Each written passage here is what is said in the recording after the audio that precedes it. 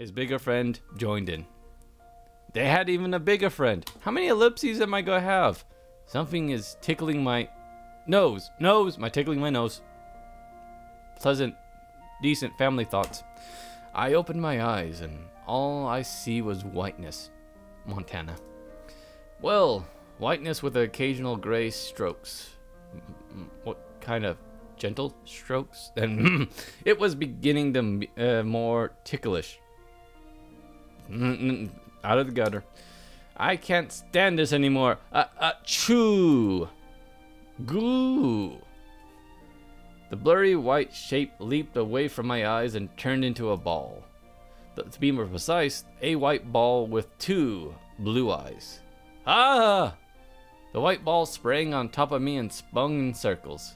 It then jumped on my face and started licking me. Hey, stop that.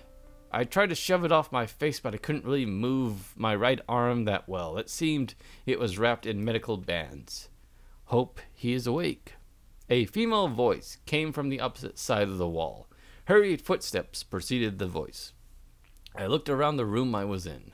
It had a classical, old furniture theme, untouched by any cheap, mass-produced furniture. IKEA. They hate, in Iceland they hate it. You know, the sworn enemies from across the Arctic. No, what's that island? It's Atlantic still, but it's... Anyways, a surprising thing. That hand-burnt logs was actually loaded into the fireplace. It was rare to see someone use this instead of relying on electricity nowadays. Aww, aren't you cute? Greya? Yeah, Greya. I am glad you are awake, human. May I offer you an apology in place of hope for disturbing your rest? What a weird way of addressing people. Does she regard herself as an alien? Are you referring to this dog as Hope? Hope is an Arctic fox, actually. He seems to like you very much. I can tell from all the kissing. That thing stole my first kiss, you know. Did he? Well, sorry for you, but I'll have to refrain from giving you a kiss for compensation. I wasn't even planning on that. She saw right through me. Wait a minute, a kiss from her would be... Yes, genius. Liar. I can see right on your face. You would have been more convincing if you hadn't started staring at my... Sorry, I was busy staring at your chest for so long. I quickly averted my gaze and feigned innocence, like I was innocent and fragile. There's really nothing on... Well, still. I mean, just a handful... her chest to look at anyways, right? It seemed her directness in speech didn't quite match up to her pretty face. This is why I always tell my sister 2D girls are the best. This is the meta part of the game. Not only are their faces clean, pretty, they also have a loving and innocent character. And more of them do have something on their chest to boast about. Sumui-san. Anyways, who are you? You can call me Greya. Hope and I found you on the snow next to your wrecked car. I was afraid that the car would catch fire and explode, so I've taken the liberty to carry you to my house. Well, thank you, Greya. And how may I call you, human? Chris. And what do you mean, human? I suppose you're a human. I guess, aren't you a human being as well? I'm afraid not, Chris. I'm here to devour your soul. That's good. Actually, Greya widened her eyes and showed her talking pace solemn tone. I'm an elf. I ran an inspection of the car. Even though the car was turned sideways over on the ground, there wasn't a major problem with the gears. There was only scratches here and there. I kneeled down and took a look at the car's bottom. Excuse me. I thought I told you to leave. Sorry. Somehow I can't turn the engine. I may need to take some time figuring out the problem. Don't worry. I'll be able to fix it today. Hey, can you give me a hand here? He knows. Are you asking a lady to help you solve your own problem? This is why humans are so pathetic.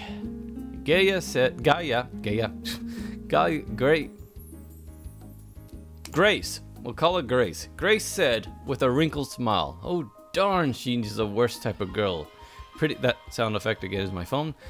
Pretty girls, pretty face and voice, yet considering and bad mouth. Condescend. I can read. Well, maybe some people like this type of girls. Okay, then give me some time. I will look at your progress from here. You better not think about doing anything funny, like sneaking to my house. Somehow, she kicked me out of the house and told me that humans shouldn't come in contact with elves. I don't get her reasoning, but it's her house after all. I just can't bother her that much. Alright, it's cold out here. Hey, don't you feel cold? I'm fine. I'm used to this weather. Grace crossed her arms and inhaled deeply to hide her shivering.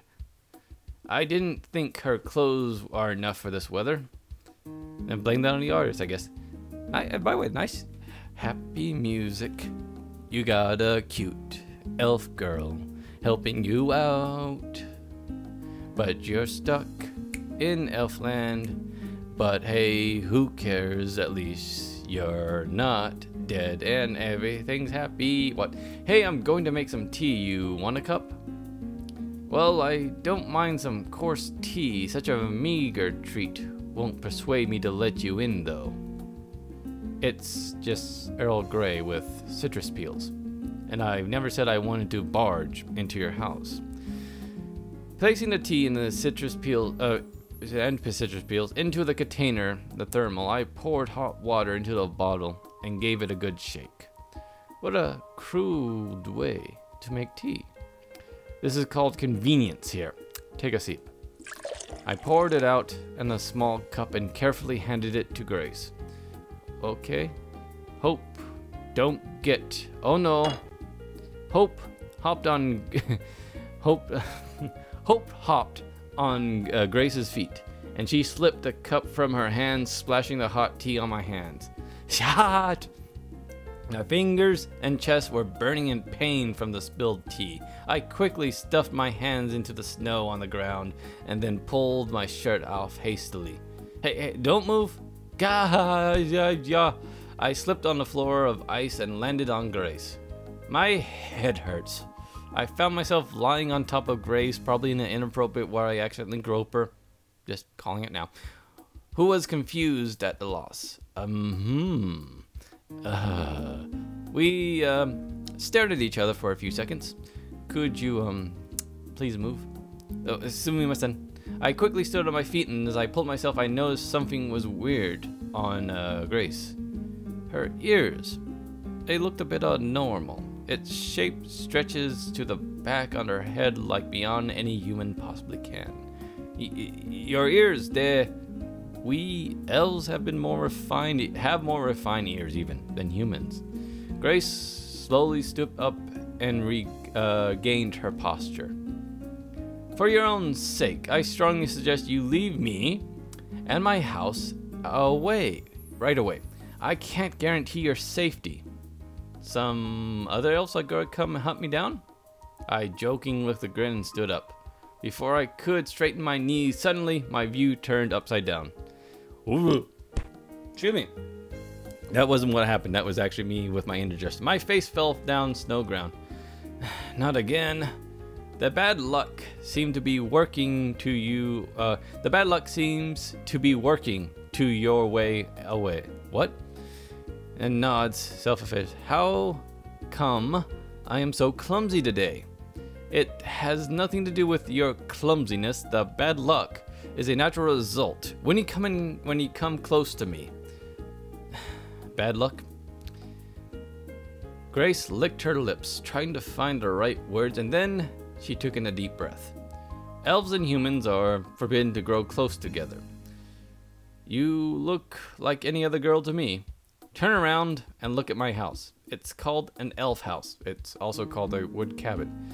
Turning around, I see a fancy fairy tale house built against a large rock. I had read in a guidebook before coming to Iceland that the elves' houses are built by humans so that elves wouldn't bother them or eat their children. They are usually fake decorations. I couldn't believe it would be actually occupied, and to think I had been inside one.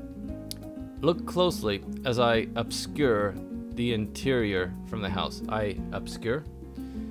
Grace waved her right hand in the air and swung it from side to side like she didn't care. No, that's waving in the air like you just don't care. The furniture inside the house shone through the window, instantly became camouflaged with the color of stone behind the house. It really was magic. A magic trick would have ruined a cloth or required a cloth to cover it and some assistant to sneak behind and replace it with a window, replace the window. But this is different. It's real magic. And now the entire house. Next, I'm gonna make your penis disappear. No, what mood I'm in today. I believe this is sufficient evidence to prove my capabilities as an elf. Does the carpet make the drape? What is wrong with me? I turned around and studied Grace once again. She had all the traits of a normal girl, but with pointed ears and the face too pretty to be true. I see that you are looking at me with the same perverted face again when you push me down as when you pushed me down. Sorry, I just can't believe you're an elf. Standing up, I shoved off some snow and approached Grace. Stop. In the name of love. It's not my concern if you believe in my elf identity or not. One step closer to me and I will enact judgment to reduce human harm. I will enact in judgment to reduce harm induced by the forces of nature. What do you mean by harm? Any kind you can or cannot think of. Do you remember the incident just now? How your wet self with the tea dripped on the ground? Those are only small incidents because you, as a human, breached into the living sphere of an elf. Significant incidents would have taken your life away. Weren't they just accidents? Have you ever stumbled across so many accidents in such a short time? Lightning does not strike twice. I broke the most fundamental rule of nature and went through all the trouble to save you. Please, do not put my effort to waste. I could not make a sound argument. Normally, I would have said that elves and bad luck were merely mythological and superstitions, but her pointed ears looked too real to be accessory. The elf house transformed, and also looked too dramatic to be magic tricks. I had fulfilled my obligation to explain this issue. Please fix your car and leave. Hey, why don't you lend me some of your magic power to repair my car? As much as I want to, I regret to say. Excuse me. I was about to say, again, it's whiskey. How do you think I wrecked the car in the first part? Anyways, my magic is limited to house camouflaging. Anything beyond that is restricted by the law of physics. Grace made a seemingly logical statement despite being a living contradiction.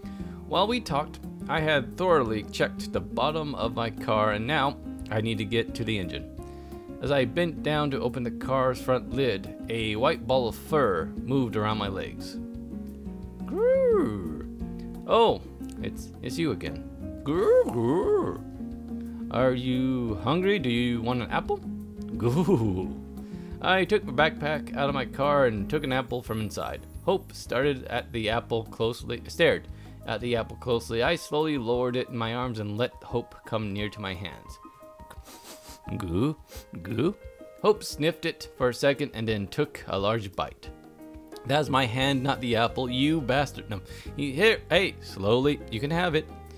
You certainly are gentle to animals. I'm also gentle in it. Grace praised me, but with a hint of dissatisfaction.